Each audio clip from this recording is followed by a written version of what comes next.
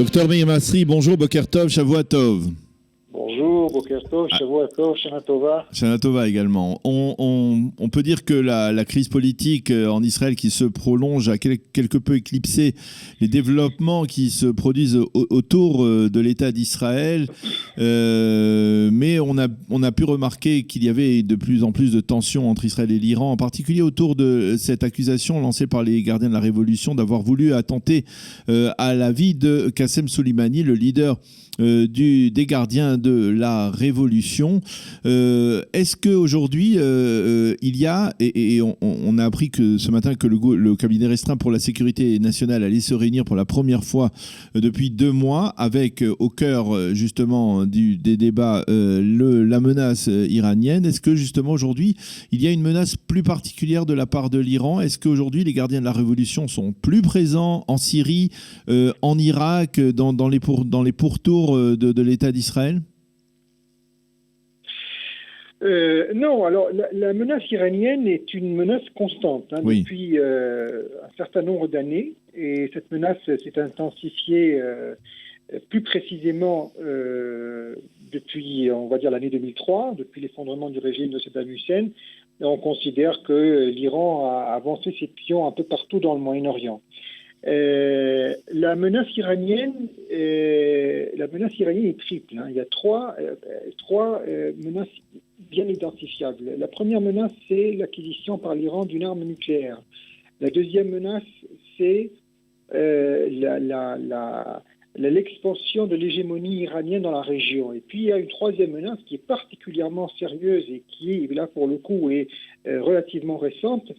C'est la menace de l'implantation par l'Iran d'un système de missiles au Moyen-Orient, et plus précisément dans 3 États.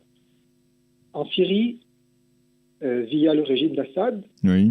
au Liban, à travers son vassal le Hezbollah, et plus récemment en Irak, Oui. à travers de nouveaux acteurs dont on pourra en parler plus précisément.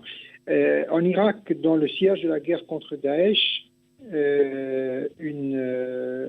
un front composé de plusieurs milices a été constitué, qui s'appelle Al-Hashd al-Sha'bi, le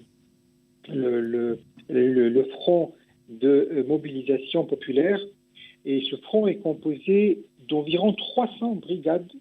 Donc il y a là une très grande diversité de forces qui se sont coalisées contre Daesh, des chiites, des sunnites, des kurdes, des chrétiens assyriens, des shabaks, des turkmènes. Toutes sortes de composants de la société irakienne ont pris part à la lutte contre Daesh. Et parmi ces 300 brigades, certaines sont proches de l'Iran, certaines sont particulièrement proches de l'Iran. Aujourd'hui, il est question de défaire le Hashd al-Sha'bi. Certaines brigades ont déjà déposé les armes, d'autres ont coordonné leur intégration au sein de l'armée régulière irakienne avec le gouvernement irakien, donc les choses se passent de façon tout à fait ordonnée. Mais certaines brigades n'ont pas encore déposé les armes et défient le gouvernement irakien. Elles sont liées aux gardiens de la Révolution ? Tout à fait.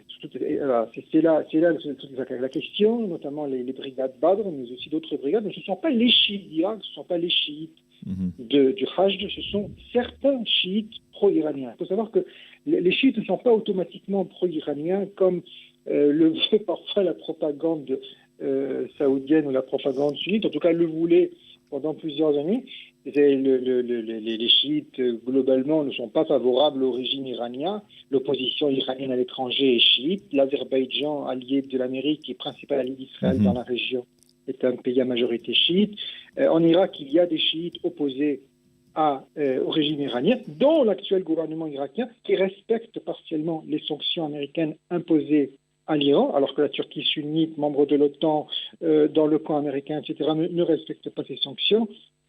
Donc, il n'y a pas là un alignement chiite sur la politique du régime iranien, mais un mercenariat. Il y a des mercenaires au Moyen-Orient qui sont payés, financés, soutenus, armés par le régime iranien, et ce sont ceux-là qui obéissent en réalité au régime iranien. Ce ne sont pas les chiites, ce n'est pas l'Irak, ce ne sont pas les pays à majorité chiite, ce sont des milices soutenues, financées, et qui sont subordonnées, en fin de compte, au régime iranien. Donc l'Iran aujourd'hui est confronté au régime, au gouvernement élu en Irak, qui cherche, il cherche aussi à avoir de bonnes relations avec l'Iran. On ne va pas dire que c'est un bras de fer qui est ouvert, mais il y a quand même une défiance vis-à-vis du régime iranien.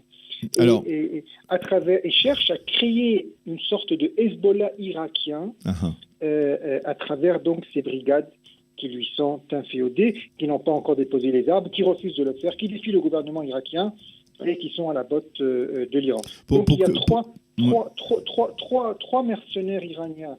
Il y a ces brigades au sein du Hajj en Irak, le régime d'Assad en Syrie et le Hezbollah au Liban.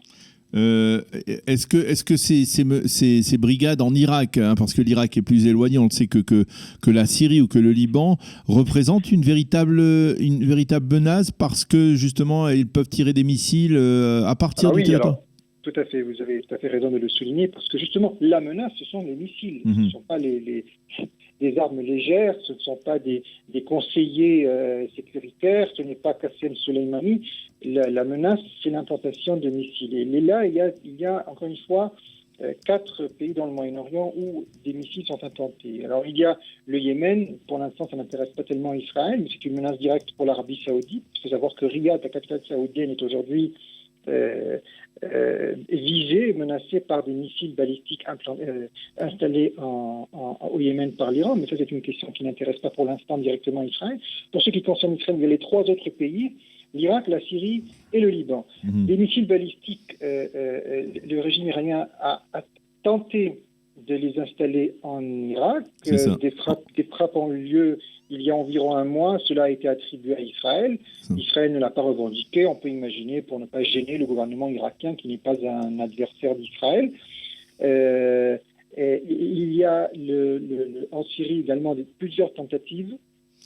Pour l'instant, Israël les a fait avorter l'une après l'autre. Et puis au Liban, il n'y a pas de missiles balistiques au Liban. Le Hezbollah dispose déjà de roquettes. De ces missiles à lui, oui. De ces roquettes. On estime que le Hezbollah aurait aujourd'hui environ 150 000 roquettes. Et les Iraniens uniquement des roquettes ou alors même des missiles qui sont plus... des roquettes. Le régime iranien, justement, a cherché à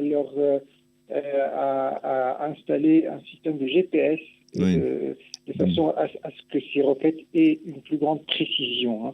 Donc ce ne sont pas des missiles balistiques, de toute manière, la distance étant très modeste entre le Liban et Israël, il n'est pas besoin d'avoir des missiles balistiques au Liban.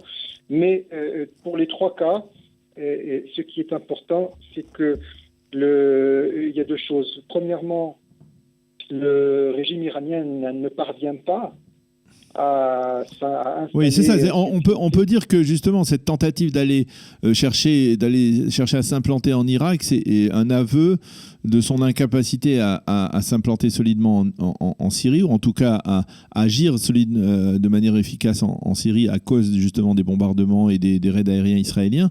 Et aussi du manque d'adhésion de la part de la population locale. Et il n'y a pas un soutien massif.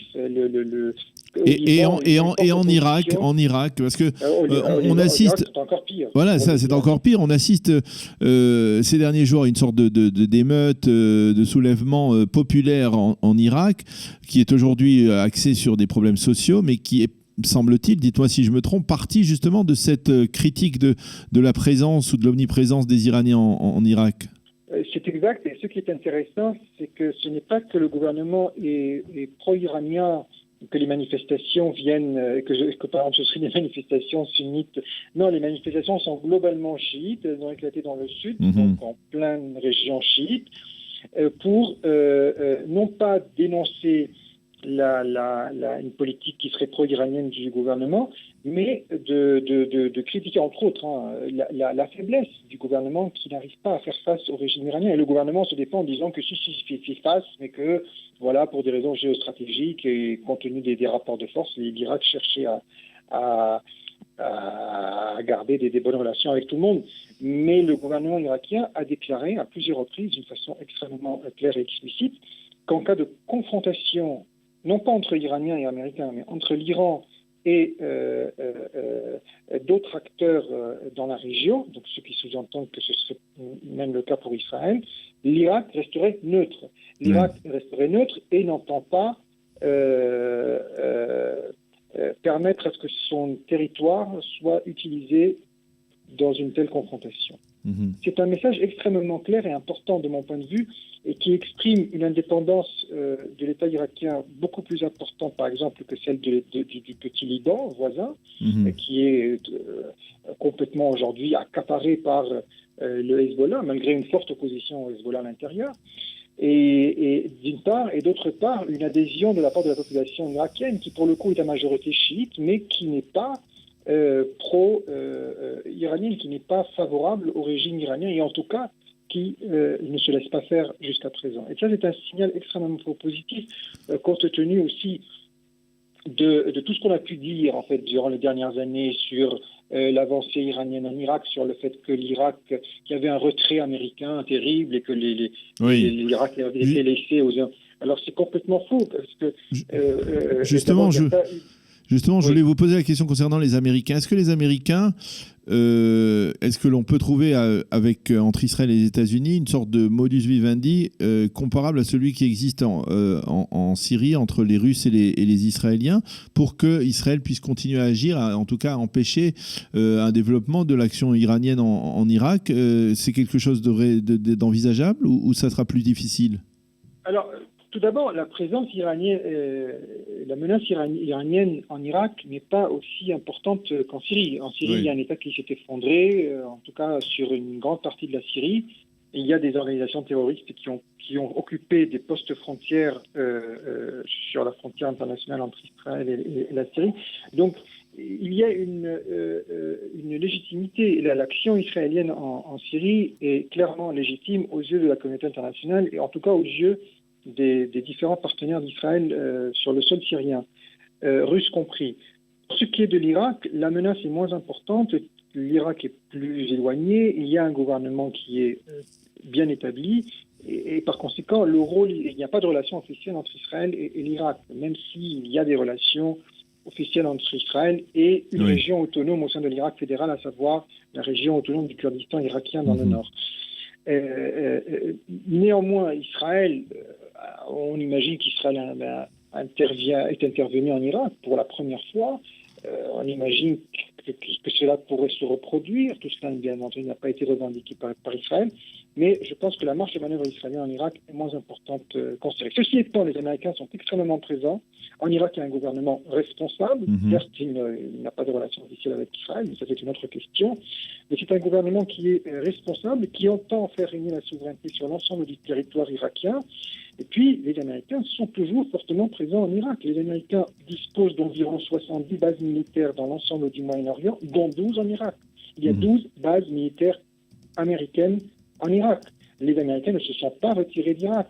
Ils ont réduit leur présence, mais ils sont fortement présents en Irak. Et l'armement irakien aujourd'hui est américain. La doctrine de défense irakienne dépend des États-Unis. Et par conséquent, je veux dire, les Américains n'ont pas lâché l'Irak. Ils y sont présents. Et imaginer que l'Irak serait aujourd'hui dans le giron iranien, c'est de l'ordre du fantasme. Eh bien, merci beaucoup, docteur Meir Masri, d'avoir été avec nous ce matin pour nous permettre de revenir un peu sur les menaces, on va dire, les menaces sérieuses qui pèsent sur Israël en provenance donc de l'Iran à travers ses bras avancés, que ce soit en Liban avec le Hezbollah, en Syrie avec les gardiens de la Révolution et donc désormais aussi en Irak. Merci d'avoir été avec nous ce matin et Shavua Tov. Avec plaisir, Shavua Tov. Voilà, il est 8h25 sur Studio Kalita. Nous allons marquer 26 minutes sur Studio Kalita. Nous allons marquer une pause musicale avant la revue de la presse et des médias israéliens.